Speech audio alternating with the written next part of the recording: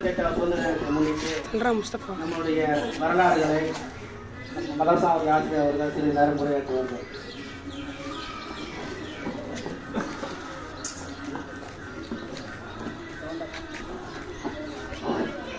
அளவற்ற அருளாளனும் நிகரற்ற அன்புடையவனுமாகிய எல்லாம் வல்ல அல்லாஹ்வின் திருப்பெயரால் துவங்குகிறேன்.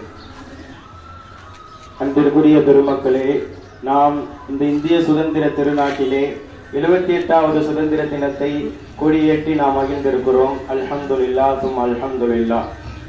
இந்த இந்திய சுதந்திர நாட்டிற்காக சுதந்திரம் பெறுவதற்கு, நாம் எல்லாம் சுதந்திரமாக வாழுவதற்கு இஸ்லாமிய மன்னர்களும் இஸ்லாமிய பெருமக்களும் மிகவும் தியாகம் செய்திருக்கிறார்கள். வருடம் வருடம் அந்த தியாகங்களை நாம் நினைத்து பார்ப்பது நம்மின் மீது கட்டாய கடமையாக இருக்கிறது.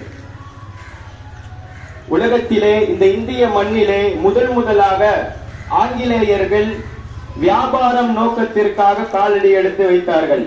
வியாபாரத்திற்காக வந்த அந்த ஆங்கிலேயர்கள் காலம் காலமாக வியாபாரம் செய்து வந்தார்கள்.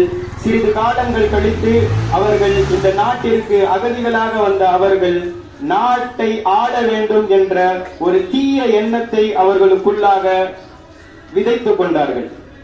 எனவே அந்த ஆங்கிலேயர்கள் பொதுவாக நாம் 1900களிலிருந்து இந்த சுதந்திர போராட்டம் என்பது தவறு. 2050 வருடங்களாகவே 250 வருடங்களாகவே இந்த சுதந்திர போராட்டத்திற்காக பாடுபட்டவர்கள் நம்முடைய இஸ்லாமிய மன்னர்கள். ஆங்கிலேயர்களினுடைய இந்த நாட்டை பிடிக்க வேண்டும், நாட்டை ஆள வேண்டும் என்ற தீய எண்ணத்தை முதலில் கண்டுகொண்ட நவாப் சிராஜுத்தௌலா அவர்கள் தான் முதலாக போராட்டங்களை மேற்கொண்டார்கள்.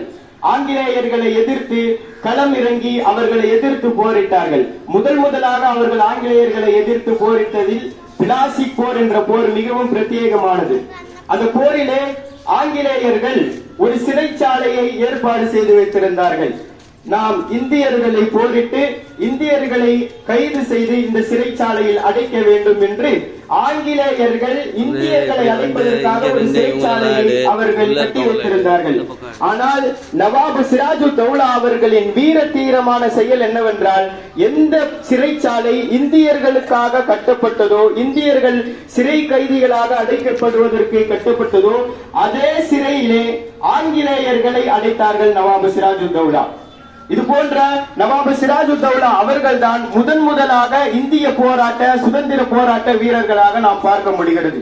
அதற்கு பிறகு கால நெடுகிலும் இந்த இந்திய சுதந்திர போராட்டத்திற்காக பள்ளிகள் எங்கும், எல்லா பள்ளிகள் எங்கும், மதரசா கூடங்கள் எல்லாம், எல்லா இடங்களிலேயும் சுதந்திர உணர்வை ஏற்படுத்ததாக கூடமாக அது மாறியது.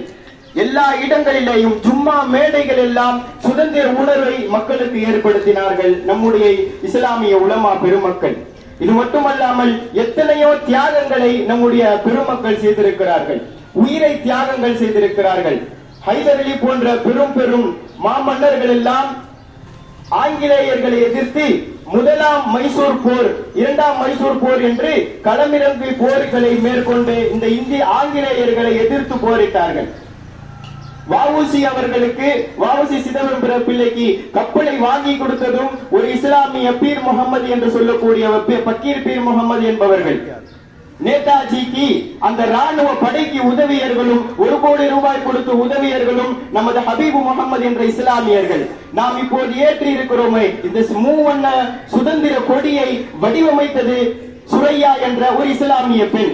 எனவே இந்த சுதந்திர இந்தியாவிலே சுதந்திரத்திற்காக பாடுபட்டது அதிகமானவர்கள் இஸ்லாமியர்கள் தான். ஆரம்ப காலங்களிலே 1900களிலே இந்த இந்திய சுதந்திர போராட்டத்திலே ஒரு மிகப்பெரிய போர், 48,000 நபர்கள் கொல்லப்பட்டார்கள். அந்த 48,000 நபர்களிலே 36,000 நபர்கள் இஸ்லாமியர்களாக இருக்கிறார்கள்.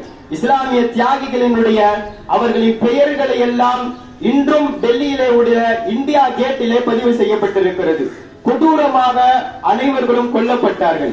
ஒரு பெரிய கணவாயிலே, ஒரு பெரிய நெருப்பு குண்டத்திலே வட்டமாக நிறைய நபர்கள் நிர்வாணமாக நிற்க வைத்திருந்தார்கள். அவர்கள் அனைவரையும் யார் என்று பார்த்தால் எழுத்தாளர் எழுதுகிறார்கள், நான் என் வீட்டு ஜன்னலில் இருந்து பார்த்து கொண்டிருந்தேன். அனைவரும் அந்த நெருப்பு குண்டத்திற்கு குழிக்கு மேலாக வட்டமாக நிற்க வைக்கப்பட்டிருந்தார்கள். அனைவரும் நிர்வாணமாக இருந்தார்கள். இந்த ஆங்கிலேயர்கள் என்ன செய்தார்கள் என்றால் அவர்கள் ஒவ்வொருவரையும் தீயிலிட்டு எரித்து பொசுக்கினார்கள். பின்னால் அவர்களை பற்றி நான் யோசிக்கிற பொழுது அங்கு இருந்த ஒவ்வொருவரும் இஸ்லாமிய மார்க்க அறிஞர்களான உலமா பெருமக்கள் என்பதை நான் அறிந்து கொண்டேன் என்பதாக சொல்லுவார்கள். எனவே இந்த இந்திய சுதந்திர போராட்டத்திலே மாமன்னர்களும் உலமா பெருமக்களும் இஸ்லாமிய பெருமக்களும் மிகவும் தியாகங்களை நமக்கு மேற்கொண்டு இந்த சுதந்திரத்தை நமக்கு வாங்கி கொடுத்திருக்கிறார்கள். எனவே அல்லாஹ்வின் நல்லடியார்களே, நாம் இந்த 78வது சுதந்திர தினத்தை நாம் கொடியேற்றி மகிழ்ந்திருக்கிறோம் என்றால் இன்று நாம் சாதாரணமாக இந்த கொடியை ஏற்றிவிடலாம். ஆனால் இந்த கொடியை ஏற்றுவதற்கும் இந்த நாட்டிலே நாம் சுதந்திரமாக இருவதற்கும் சுதந்திரத்தை நமக்கு வாங்கி கொடுத்தது இஸ்லாமிய மாமன்னர்கள் மிக பெரும் தியாகங்களை மேற்கொண்டுதான் கொடுத்திருக்கிறார்கள். பகதூர் ஷா பெரிய இஸ்லாமிய மன்னர். இந்த இஸ்லாமிய சுதந்திரத்திற்காக, இந்திய சுதந்திரத்திற்காக அதிகமாக பாடுபட்டவர்கள்.